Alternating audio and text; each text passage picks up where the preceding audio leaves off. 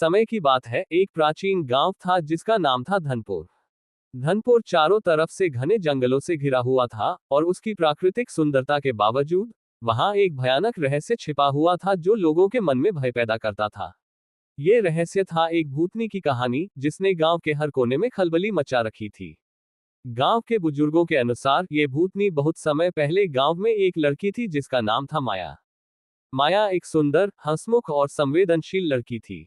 उसकी शादी गांव के सबसे प्रतिष्ठित परिवार में तय हुई थी, लेकिन एक दुष्ट ताकत ने उसकी खुशियों को तबाह कर दिया। उसकी शादी के ठीक एक दिन पहले माया की रहस्यमय तरीके से मौत हो गई। उसके बाद से ही गांव में अजीब और भयानक घटनाएं होने लगी। लोग कहते थे कि रात में उन्होंने माया की आत्मा को देखा है, एक भूतनी के रूप में।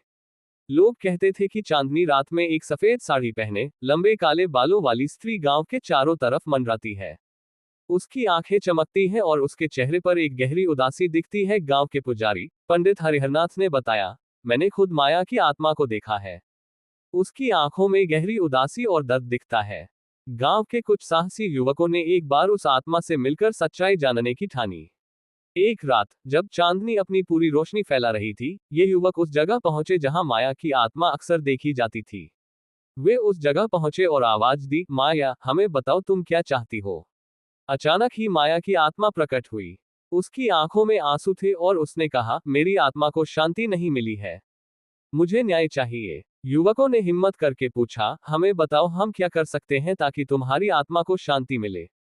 माया की आत्मा ने धीरे धीरे कहा, मेरी मौत कोई दुर्घटना नहीं थी, मुझे मार दिया गया था।